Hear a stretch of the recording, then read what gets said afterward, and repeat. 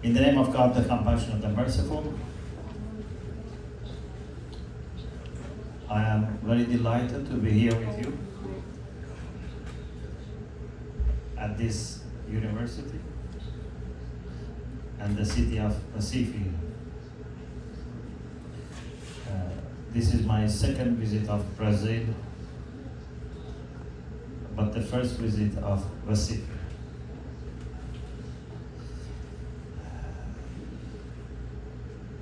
What I would like to share with you is something about my experience of inter-religious dialogue,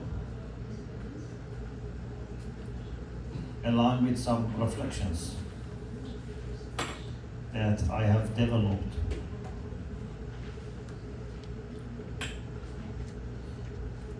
During my studies, which is now for more than 40 years, since I arrived in the seminary. But especially in the last 8 years, when I was heavily involved in inter-religious dialogue.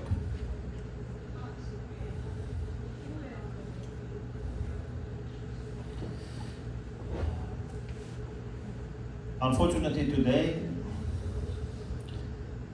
we see that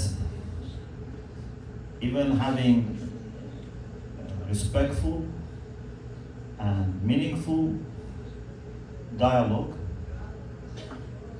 is not easy. We live a world that still, some people think the best way to solve the solutions is to use arms and weapons, and to silence others or marginalize them. But the reality is that for us as human beings, to have dialogue is the minimum. We should never be satisfied by just having dialogue.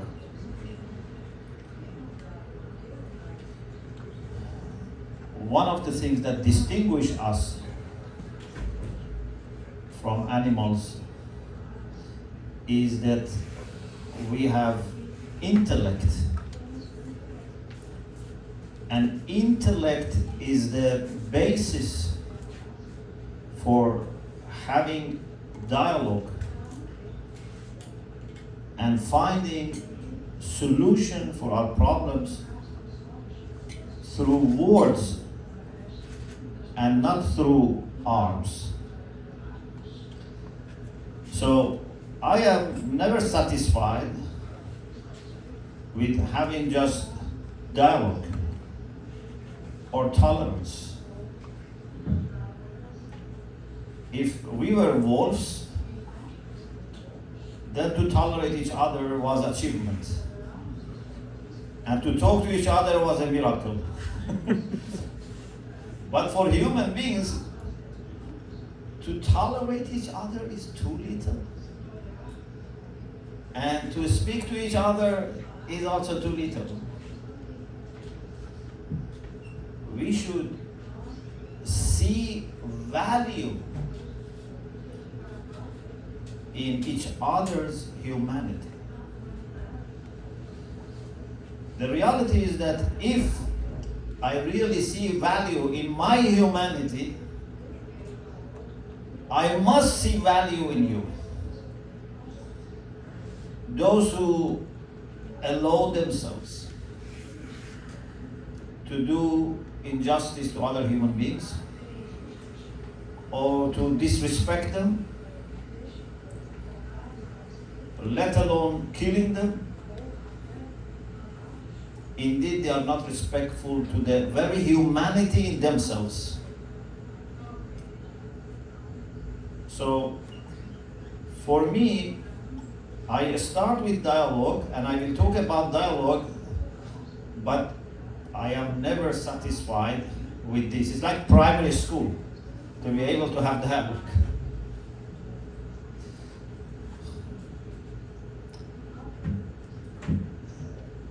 If you study the Quran, you find that the Quran refers to many different canals or channels of dialogue. Dialogue between God and human beings. Dialogue between God and angels. Dialogue even between God and Satan.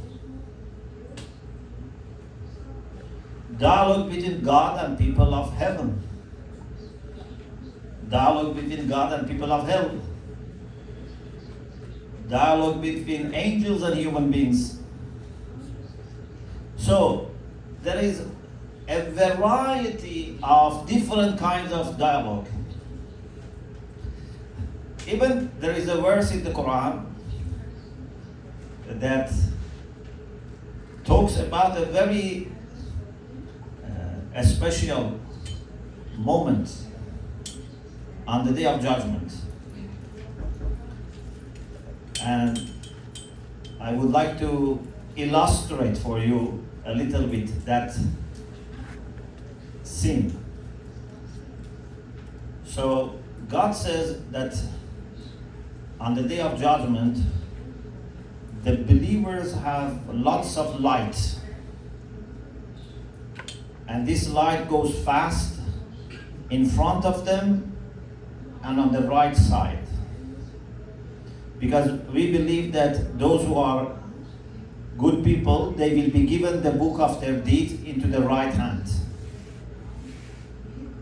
So in 2 chapters, chapter Tahrim and Al-Hadith, God says the believers have their light going fast in front of them and on the right side.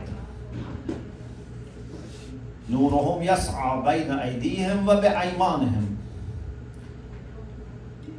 And then hypocrites would find that they have no light.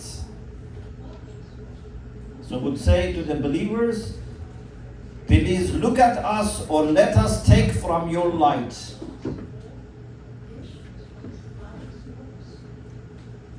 And they will be told, go backward and seek light, which is interpreted by some as light is something that you should send in advance.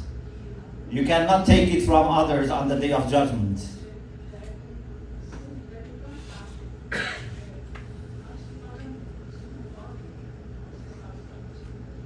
Then the Quran says, فَضُرِبَ بَيْنَهُمْ بِسُورٍ. A wall will be erected between the believers and the hypocrites. So they cannot see them, they cannot take from their light.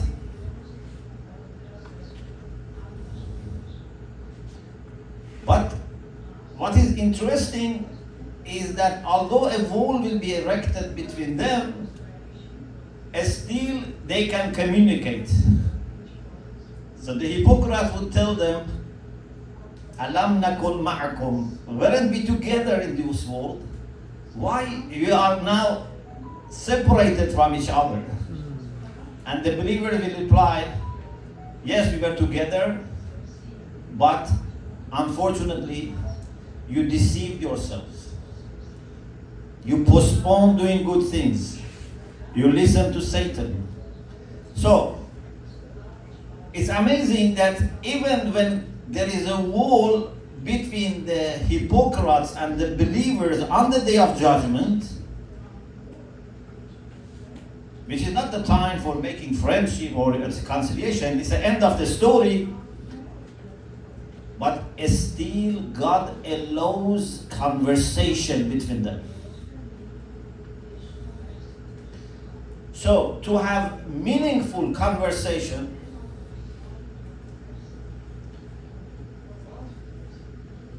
does not require any precondition. This is very important. Unfortunately, many people think in order to have dialogue with their opponents or with their enemies, there must be a precondition. But we say no. In another important story, God tells us that as soon as he raised Moses as a prophet, asked him to go and meet Pharaoh.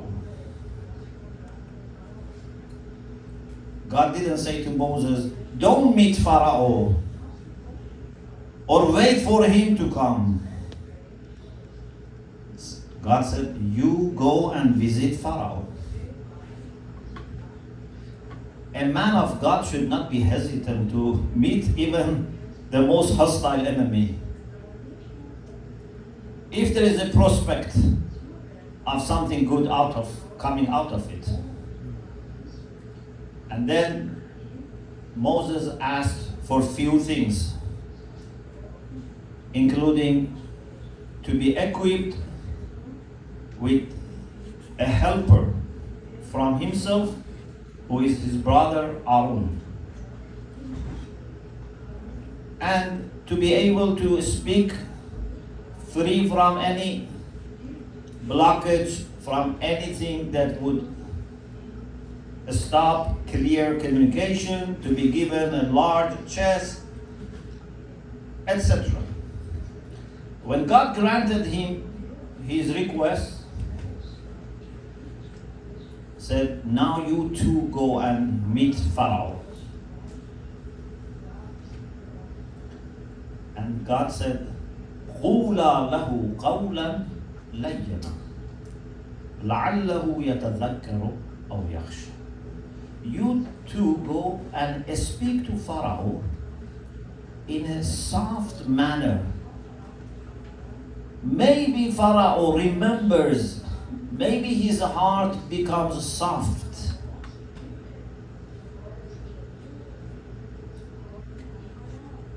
Those who are familiar with the Quran, they know that Pharaoh in the Quranic description is a very arrogant character who used to kill people easily and enslave the rest. He claimed to be God. Even at some point he said, I am your highest Lord. أَنَا رَبُّكُمُ الْأَعْلَى. But still God says to Moses and Aaron, go and speak to Pharaoh, not with anger, not with harsh language, قَوْلًا لَيِّنًا, with a soft language. Maybe he remembers his covenant with God. Maybe his heart becomes humble.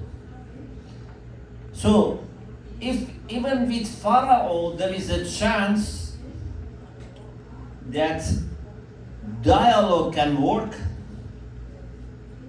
who is in this world worse than Pharaoh, with whom we cannot try? At least we can try, and then if it doesn't work, okay, it didn't work. So, we need to be very prepared to talk, even with the people that we fundamentally disagree. But this is dialogue, not monologue. So we need also to be prepared to listen.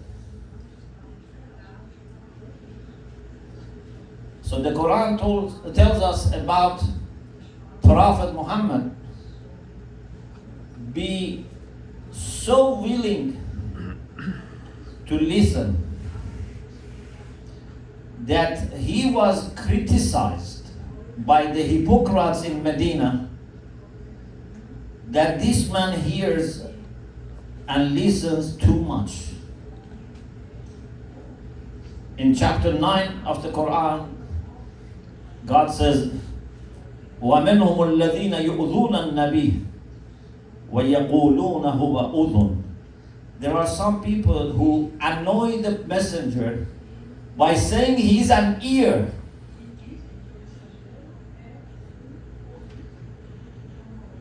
So it was not a credit at that time that a leader listens to people. Nowadays, even people who don't want to listen, at least in front of public, they pretend that they are listening. At that time, it was a sign of weakness that if a leader, especially someone who receives revelation, listens to the people. And the Prophet had this habit of listening to everyone, whether they are famous or unknown, old or young, believers or not believers. Even when he was listening to the enemies, he was listening in the way that they said, whatever we say, he believes. He was not showing them on his face that you are telling nonsense. And he was not interrupting them, saying, I am very busy. I have an appointment with Gabriel. Don't talk to me. He was not like this. To the extent that they started criticizing and his ear. His ear means he doesn't have anything to do. He just listens. And then God says, yes, he's an ear. God doesn't say, you are wrong. Why you say he's an ear? He says, yes, he's an ear. يَقُولُونَ هُوَ أُذُنٌ قُلْ أُذُنُ خَيْرٍ لَكُمْ. Yes, he's an ear, but it's a good ear. Which means that you have to be very ready to listen to people. Maybe we think listening is not difficult.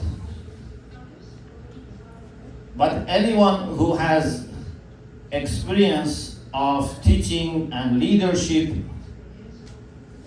they know that listening is not easy. Especially if you want to listen attentively. Many times we hear, but we don't listen. Many times we talk to each other, but we have already made up our mind. And this happens many times, for example, between people who talk to each other a lot. For example, maybe sometimes some husbands and wives, they talk to each other, they argue, but they rarely listen to each other. But those who love each other, every time they listen by emptying their mind from before. You should always listen afresh. So, to talk and to listen with respect, with openness, is a very important requirement of being full human beings and good servants of God. And in the Quran, we find that even with the most hostile pagans, the Prophet was observing dialogue. Many times people, when they talk about dialogue between Muslims and Christians or Muslims and Abrahamic faith,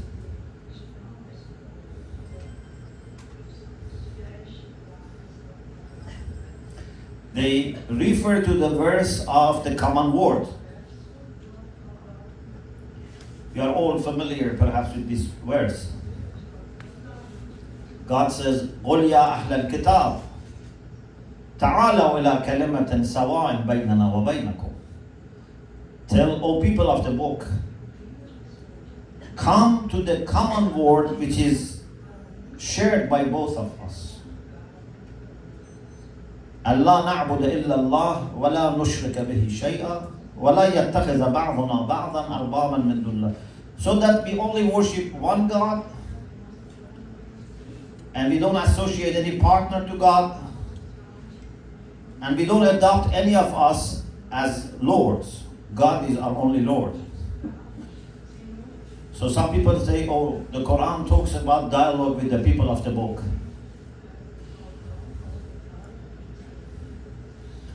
But the reality is that when it comes to the people of the book, Quran has much greater plan than just dialogue.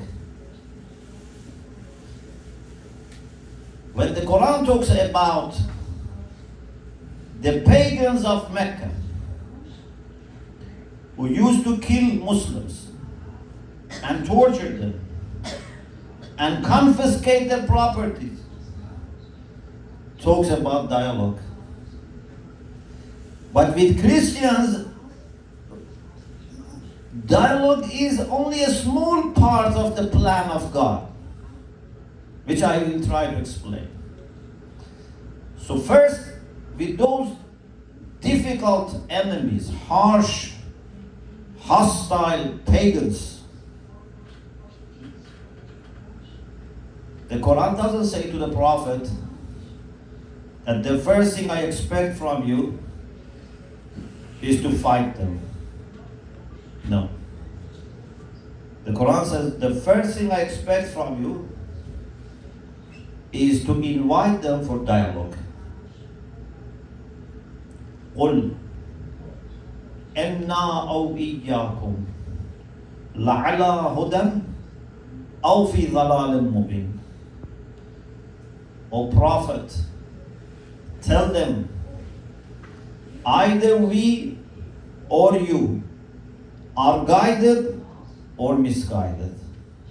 You see, there is no preconditioning, there is no preference given to the side of the Muslims. God says, tell the pagans, either we are guided or you are guided. Either we are misguided or you are misguided. Let us talk. Even the Prophet was not supposed to say, because I am a prophet and receive revelation, I am certainly right, you are wrong. Let us have dialogue. This means to kill dialogue in the first place. If I say I am right, you are wrong, let us have dialogue.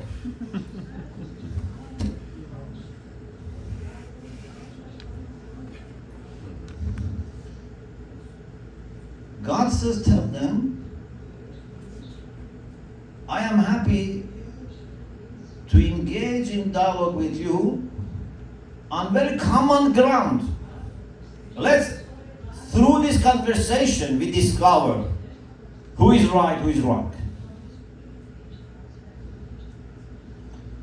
And when this doesn't work, either because they don't come to dialogue or they don't want to listen, then the Quran says, قُلْ يَا أَيُّهَا الْكَافِرُونَ لَا أَعْبُدُ مَا تَعْبُدُونَ وَلَا أَنْتُمْ عَابِدُونَ مَا أَعْبُدُ وَلَا أَنَا عَابِدٌ مَا أَعْبُدُ وَلَا أَنْتُمْ عَابِدُونَ لَكُمْ دِينُكُمْ وَلِيَ دِينِ. If they don't want to have dialogue, okay, still tell them, you are not going to accept my religion. I'm not going to accept your religion. You can have your religion, I have my own religion. There is no need to fight. So you see, even with the pagans who were killing and torturing Muslims, the Prophet was happy to have dialogue without any condition. And at the end, he is happy, just everyone respects the choice that the other party makes.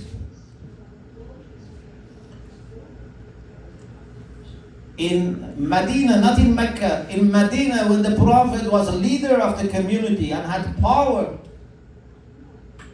the verse was revealed, La ikraha fi din. There is no compulsion in religion.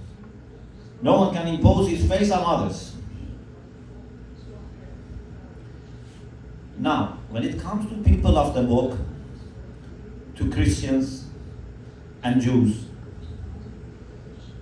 dialogue is not everything. It's really a small part. Unfortunately, I don't have time to explain that the Quran has a very well-developed system for dealing with those who believe in one God, who are monotheists. Christians, Jews, Muslims, Zoroastrians, Sabbaites, whoever believes in one personal God, whoever believes in God of Abraham, according to the Quran, they are part of the same family, the same nation. Many people have heard about Muslim nation or Ummah. Muslims, refer to Muslim nation as Ummah. But the Quran uses Ummah not only for Muslims. The Quran, after talking about people of the book, he says, إِنَّ هَذِهِ أُمَّتُكُمْ أُمَّةً وَاحِدَةً وَأَنَا رَبُّكُمْ فَاعْبُدُونَ. This is your nation. So all followers of God of Abraham, all Abrahamic communities, according to the Quran, are part of one nation, one community. We have one Lord and we are one nation. This doesn't mean that we don't have differences. This doesn't mean we have to compromise about our differences. But this means our commonalities are much greater than our differences. So I would like to offer you some challenges. Number one, is our God the same or not? Some people think God of Islam and God of Christianity are different. There are Muslims who think like this, and there are Christians who think like this. But I think in 1 minute we can prove that our God is the same. My God is the one who created the skies and the earth. Who is your God? Creator of the... So it's one God. Then the second challenge is more difficult. If we believe in the same God, and if God is the center of our life, okay? Two things. We believe in the same God, and we want to dedicate our life to God. Whatever is pleasing to God, we want to do. Whatever is displeasing God, we want to refrain. Okay? So, if God is the center of your life and gives meaning to your life, okay? Then, if someone shares with you this God and wants to live according to the will of God, how much you share with him?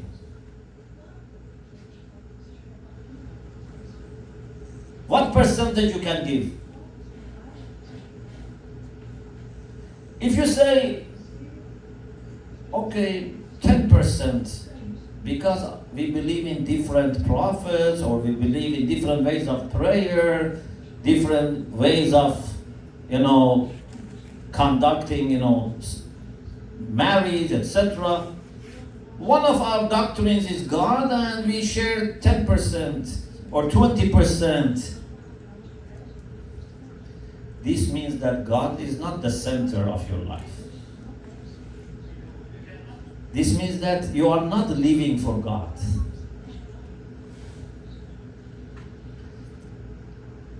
If God is the center of your life, then when someone shares with you God, you say either 100% or 99%. Why? Because for me, God is everything.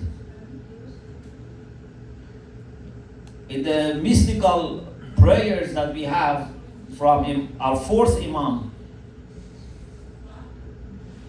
when he talks to God,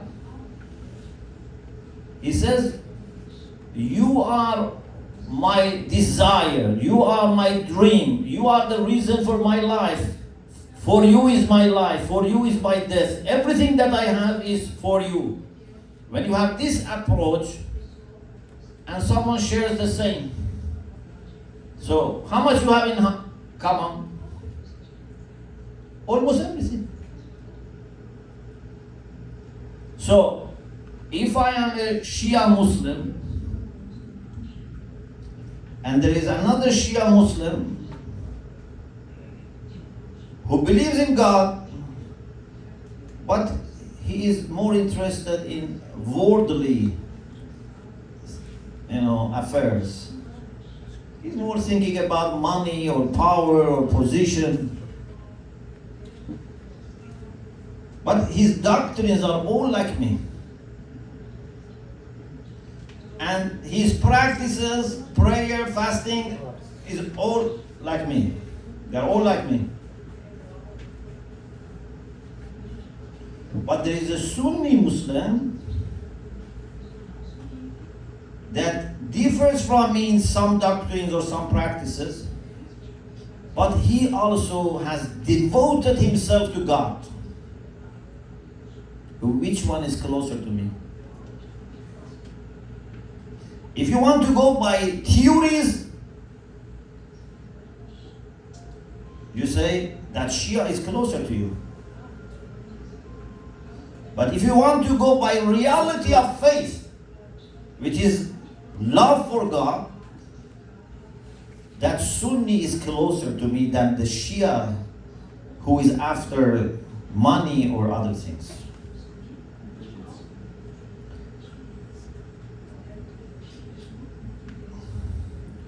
The same between Muslims and Christians. There can be a Muslim, even a Shia Muslim, even an Iranian Shia Muslim, even from my city, even from my family.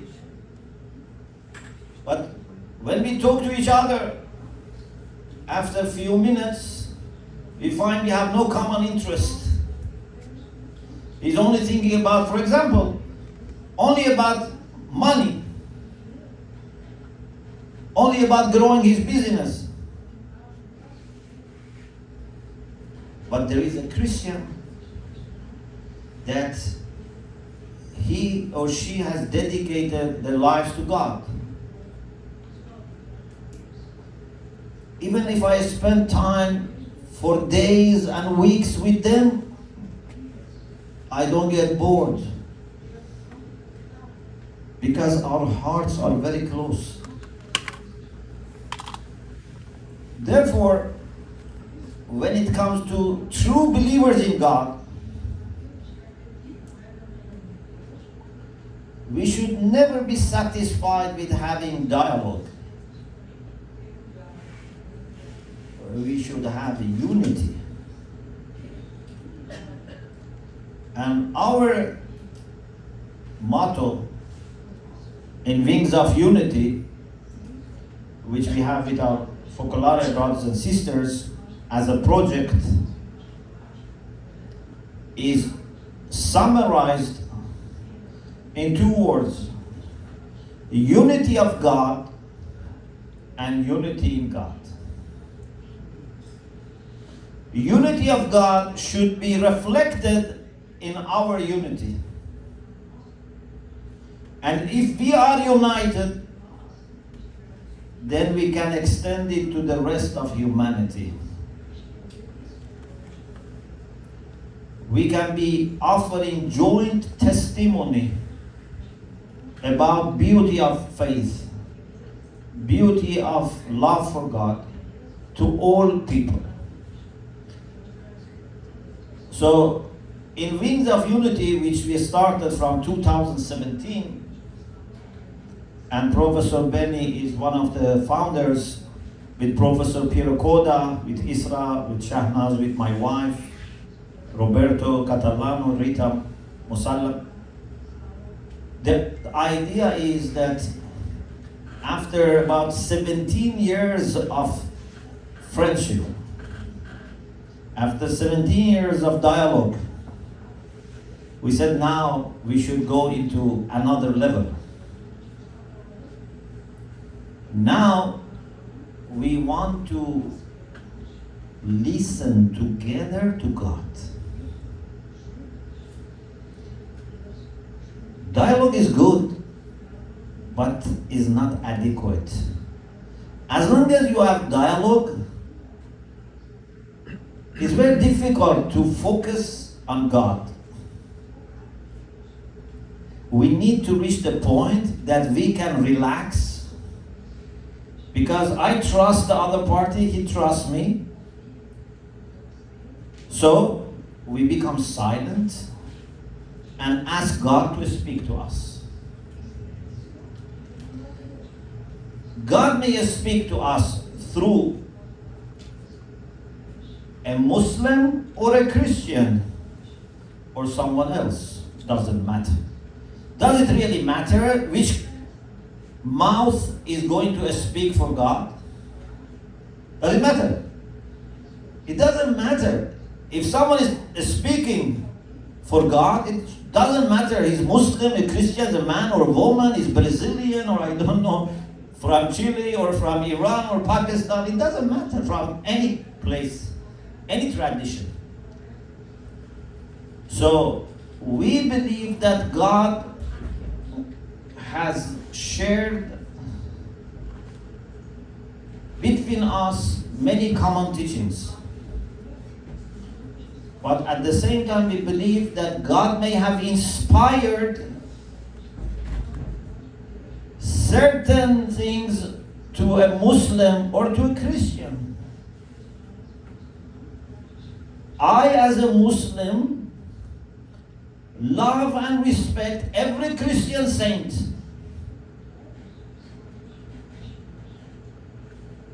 If I say, oh God, I have difficulty when you choose a Christian to become a saint. You have all Muslims. Choose Muslims and inspire Muslims and make Muslims saint. This is arrogance. I not only should not have any problem with a Christian or Sunni Muslim to be receiving inspirations from God or wisdom from God, I should be even grateful to God. God, I am very happy that you chose a human being, one of us, even if he's from another tradition, and you inspired him.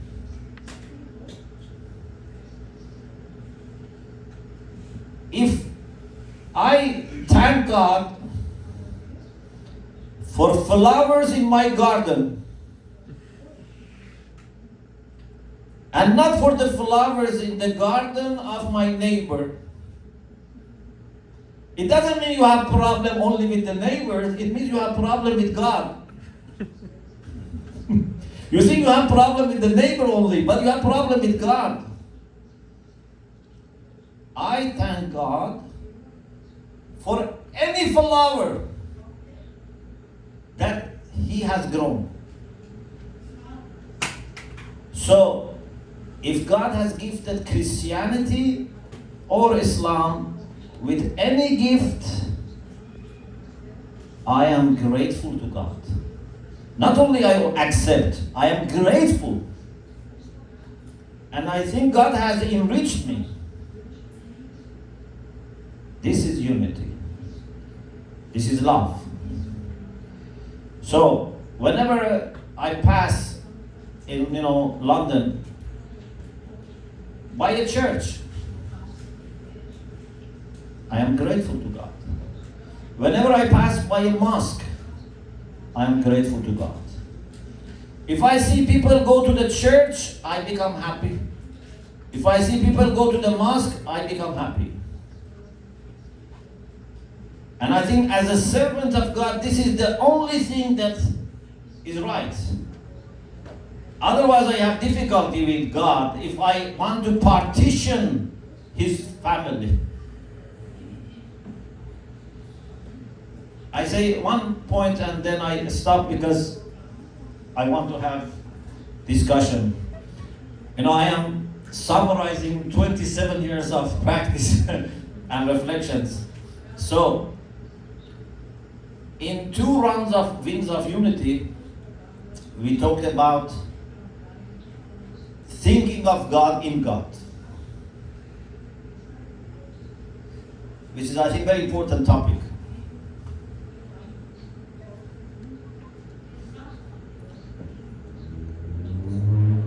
And this example came to my mind when we had that discussion. Imagine grandfather, grandmother, they have several children. And each of them is married, they have their own families. Yeah? So the first child has children, the second child has children. These grandchildren, with their siblings, they feel very close because they share the same father and mother. They love their cousins, but that is another family. Yeah? It's not like my own siblings. Another family, because the parents are different. So for the grandchildren, we have several families, and there is a partition, even if they love each other. But this does not apply to grandfather and grandmother. From top, they don't see partitions. They all belong to the same family. Now, among the children, which one can be closer to the grandfather or grandmother? Who can have a better place in their hearts? If one of the children is hurting or excluding others, has no place. Parents will never be satisfied if a child is fighting his siblings. Yeah, it's very clear. But they are also not happy if their children only think about their own family and children and not about their siblings and their children. Even if they don't harm each other, but they just focus on their own.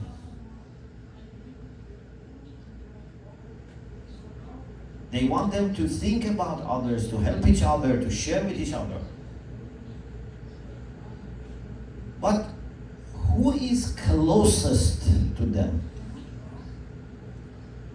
Who is the one that they think that if I die, I can have peace of mind that he is going to continue my position? The child that tries to come out of his place as a child and look at them from the eyes of the parents. You see, some children are like this. They make sure that their siblings are okay, and then they plan for themselves. These are the closest people to the parents. So if we want to be closer to God, the way is not to serve your own people and exclude others, or just share with them to the minimum. If you want to be very close to God, try to look at all believers in God, and even non-believers at a different stage. All of them, even all animals, all plants, all creatures, as something that belongs to your Lord, and you have to serve them.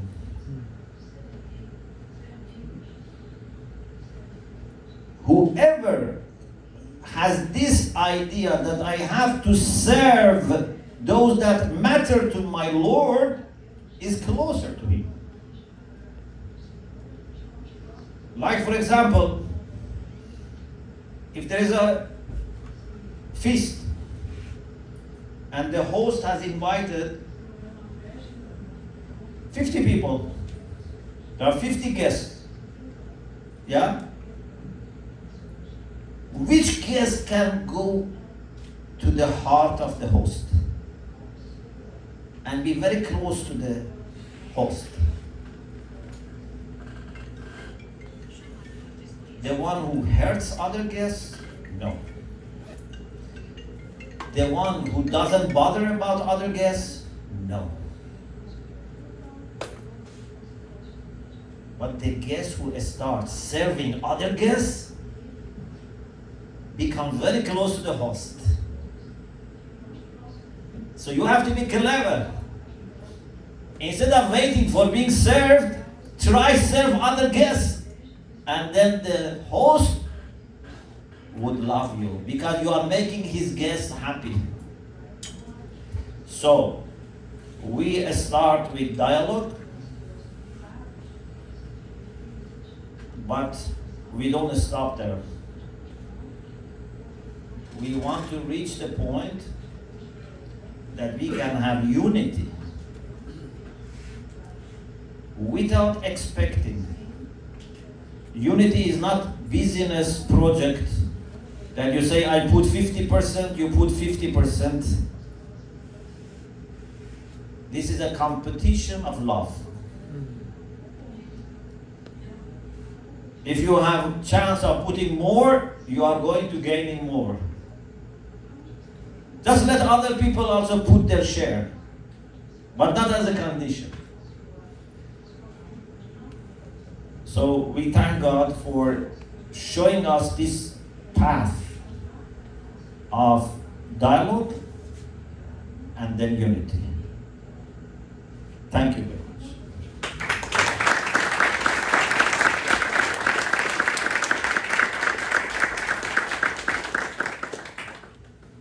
Então, Dr. Shomali, gratidão pelas suas sábias palavras. O Papa Francisco, que reuniu cristianismos com lideranças